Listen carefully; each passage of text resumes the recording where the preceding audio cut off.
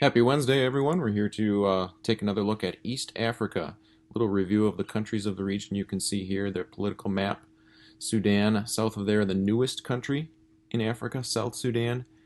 Now up along the Red Sea, we have Eritrea, the tiny country of Djibouti, the historic country of Ethiopia, the very poor country of Somalia, rising countries Kenya, Tanzania, Rwanda, Uganda, and Burundi make up the rest of the region. Going to take a look at this population density map here quickly. So in this map, the pink areas are more densely populated. I like these kinds of maps because it shows you how population is distributed over an area. So within this region, the most densely populated countries are actually the smallest, Rwanda and Burundi down here. They don't have the most people, they're just the smallest, so the population they do have is concentrated or dense.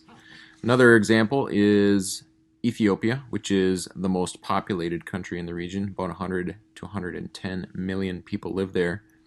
And you can see there's still some areas of lighter color, some yellows, where there's 2.5 to 24 people per square mile. So not a lot in these outer parts of the country.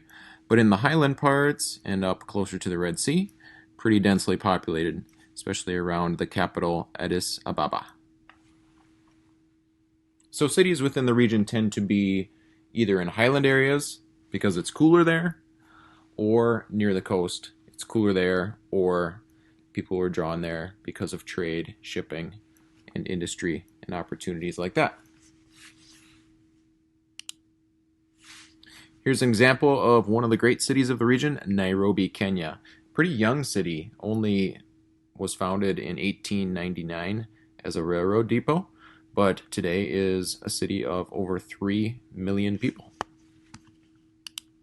And the aforementioned Addis Ababa, Ethiopia, is here somewhere. Again, a city with modern components, skyscrapers, and about 3 million people as well. So within the region, there's quite a diversity of ethnic groups. Here's an example of a Kikuyu woman.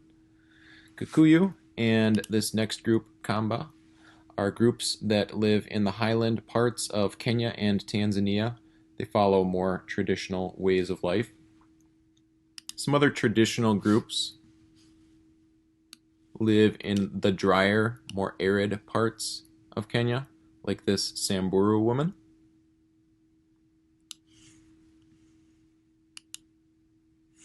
Or this Turkana man.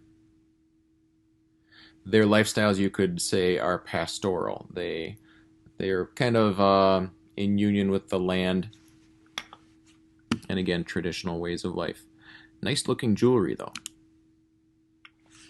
Another type of ethnicity within the region is the idea of a clan. So, especially in Somalia, people are less loyal to a country than they are to their clan.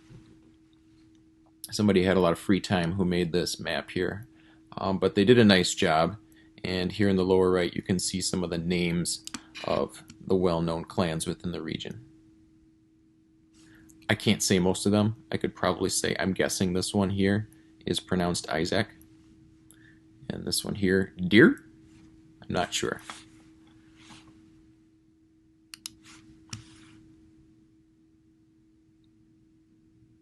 So it's a land of contrasts.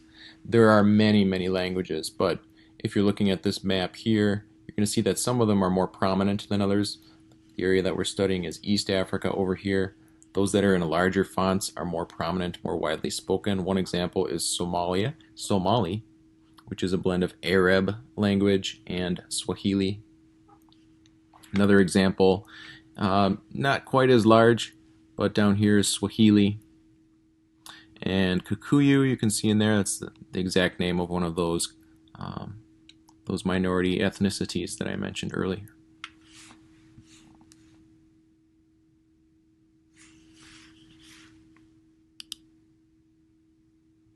So again, we have contrasts between ways of life within the region. So the Maasai are traditional types of people. They're nomadic, And they're unique because 4 to 8 families will live in an enclosure, and they'll make their houses out of mud and dung, like this one. The government promotes not living this way, but many of the Maasai are resisting. They like their way of life and they're content. Looks like this house might be on the market, looking kind of empty these days. On the other hand, cities Nairobi are modern cities on the one hand, but on the other hand have huge slums like Kibera, which no one really knows, but may have between 200,000 and 1 million people living in it. So, as you can see by all the garbage that's going on, it's not the healthiest place to live, but for many people, it's all they have.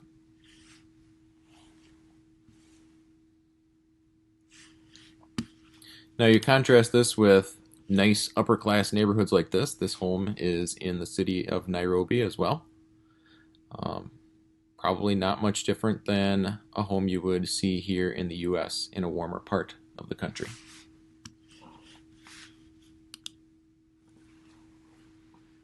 East Africans like music. One of the popular types is tarab. A lot of the instruments that you would see incorporated in Western music are also used in this type. Another type is benga. Drums featured prominently in benga music. Oftentimes related to musical production is the oral tradition. So without modern technology for entertainment, people still today will gather in circles or in their villages and gather around instruments and still tell stories. The area is also significant because of all of the anthropological resources that have been found over the years. You may have heard of Lucy. For a long time, Lucy was believed to be the oldest human fossil found, 3.2 million years old, supposedly. So here you see a replica of Lucy, her skull. Lucy was found 40% intact, so they found 40% of the full human skeleton. And she was found in modern-day Ethiopia. And when they dated her at 3.2 million years. Well, again, this is in conflict with what we believe to be true about the age of the Earth, and it doesn't take into consideration the flood and the effects that the flood could have had on the mass that's being analyzed.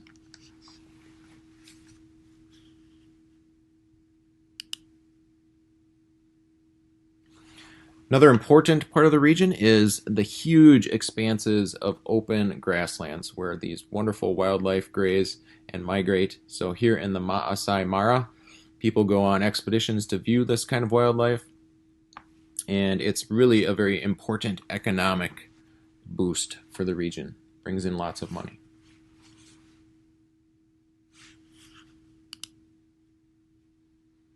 Overall, though, agriculture is the top thing. So this was a colonial part of Africa. The British, the Germans, the French were influential here, and what they tried to do was set up large plantations. And some of these still exist, and so this idea still exists that that's the best way to make money in agriculture. But at the same time, smaller farms lately have become more successful and have been able to grow more than just what they need as well, have been able to grow crops for export and make a good profit doing that. The problem with agriculture being number one is that in this area, soils are not the best, and the area is susceptible to long periods of drought. So if you have a year where there's no rainfall and you aren't able to produce a crop, the economy of a country or a given region is really going to suffer. So unfortunately, manufacturing is very small in the region, a little more than 10% of most countries' economies. And with a growing population, it's something that really needs to expand in order to provide jobs for all the people. Life expectancy at birth. Now, in Africa, it's not as good as the US, and this graphic is from 2014, so it's not quite up to date. It's still improving in this part of Africa. I read that in one of these countries, Kenya, I believe, in just 1 year's time, life expectancy improved by 6 years. So that's great for the people of the region. But what does this mean? It means you have larger populations as a whole. So will there be enough work for these populations? Will there be enough healthcare to support them? Are educational services keeping up? So these are some of the challenges, some of the questions that East Africans are facing. But one of the things that they've addressed very well and had help from the US and other countries in doing is treating people with HIV.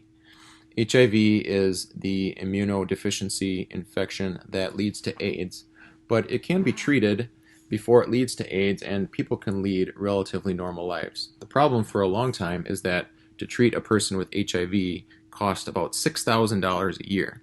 And it really wasn't until, number one, the US started to provide aid for countries in the region, and number two, the cost decreased when generic drugs were introduced, that this problem really got under control.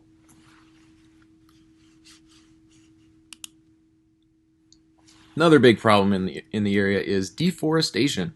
So if you need to grow more crops, you need more cropland, and you have to clear the land at times. So this is being done in East Africa, and unfortunately, the land is not the best. It's not always suited for farms, so it can be left as a wasteland like you see here.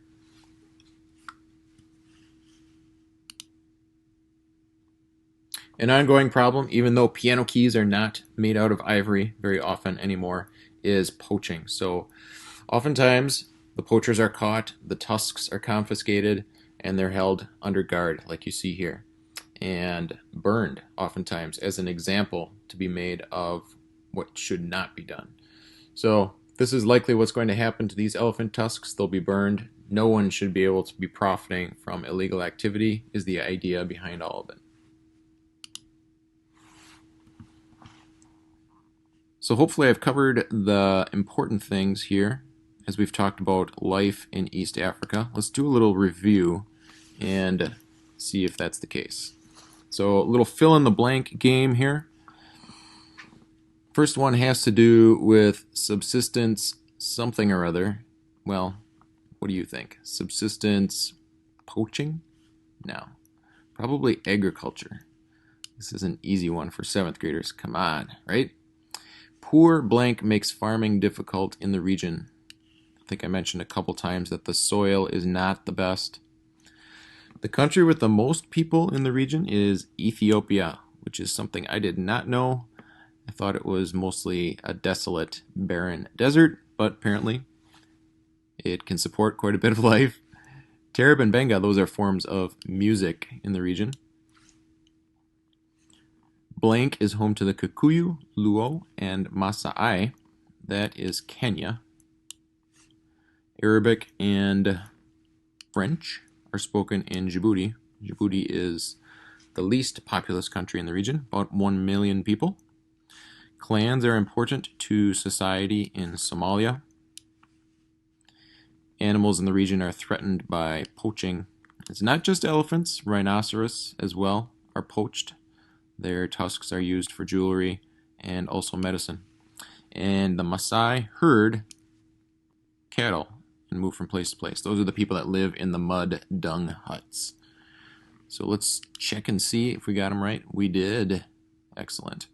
So what I would like you to do for next time is check out the Google form and answer those questions there, please.